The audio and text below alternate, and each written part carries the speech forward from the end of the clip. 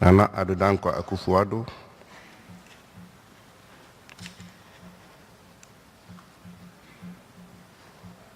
Honorable Chief of Staff,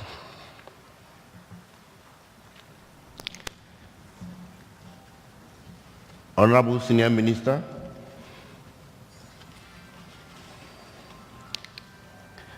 Honorable Minority Leader, Honorable Majority Leader,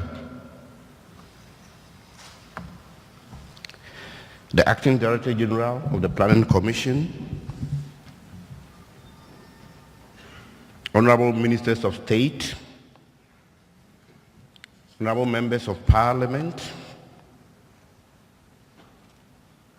His Excellencies, Members of the Council of State, His Excellencies, Members of the Diplomatic Corps, Nime, Name, Nananum, students, young men and young women, market women,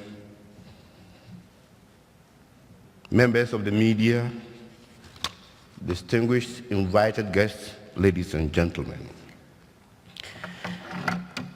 Let me first and foremost welcome you all to the launch of the coordinated program of economic and social development policies dubbed the Agenda for Jobs, Creating Prosperity and Equal Opportunity for All, which is going to be launched by His Excellency the President of the Republic.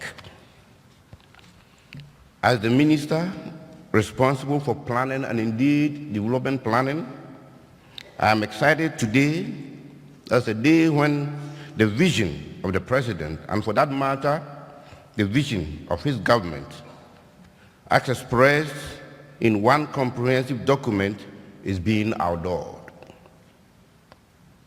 This document, ladies and gentlemen, is to guide the planning, policy decision-making, implementation, measurement, and assessment of government policies and government programs.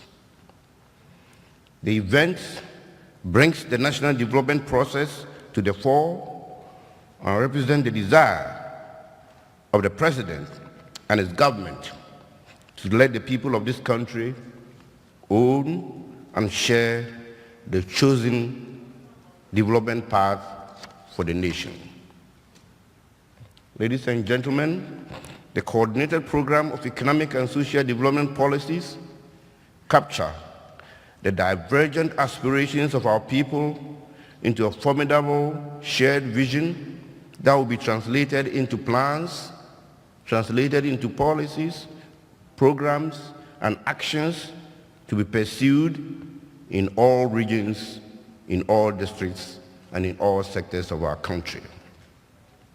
Ladies and gentlemen, as you may be aware of, the President is enjoined by Article 36, Clause 5 of the 1992 Constitution to present his coordinated program of economic and social development policies, including agricultural and industrial programs at all levels and in all regions of Ghana, to Parliament within 2 years after assuming office. The coordinated program, therefore, outlines the vision of the President for the country. It offers a comprehensive diagnosis and analysis of our socio-economic challenges and presents new approaches to addressing them, with specific interventions and specific programs. It gives a clear sense of direction to the country on the development path a president wants the country to follow, and serves as a basis for economic and social mobilization, as well as guidance for future government budgets. Ladies and gentlemen, this coordinated program, that's the one that we are going to outdoor today, is an embodiment of the President's experiences and convictions, the aspirations of the people of Ghana, and also reflects international development environment. It is a forward-looking document indicating the development path to chart. It is a reference source for validating decisions and actions, and an indicator for assessing performance and accomplishments. Ladies and gentlemen, Ghana, in the Fourth Republic, has prepared 4 such vision documents. The significance of this one is that it is the first time that the vision document has been presented to Parliament within the first year of assumption of power by a president.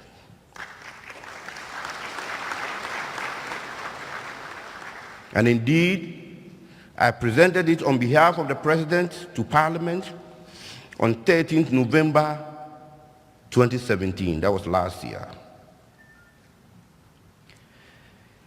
This document is also unique because it was carefully crafted to take cognizance of other global development agendas, such as the UN Sustainable Development Goals and the EU's Agenda 2063.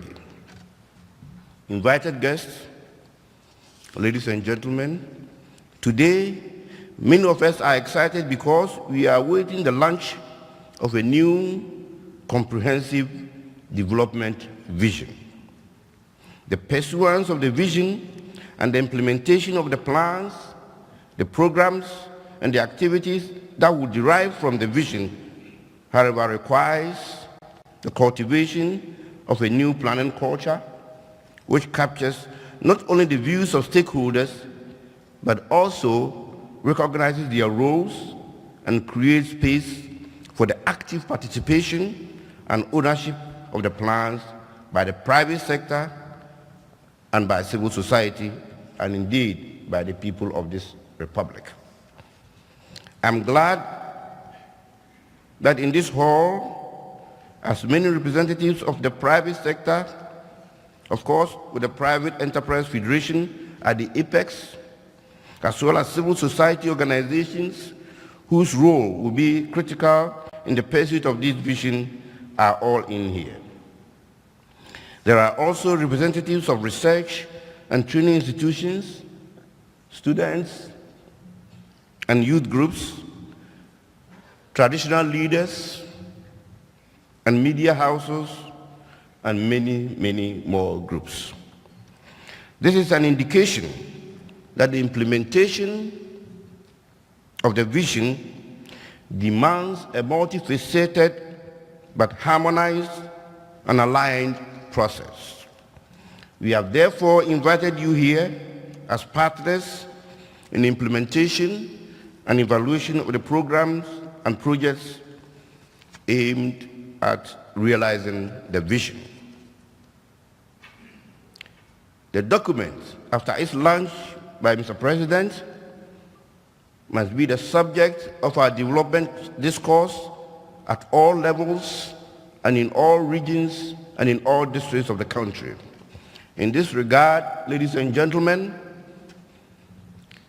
regional and district dissemination activities will be held in all regional capitals and subsequently in all district capitals.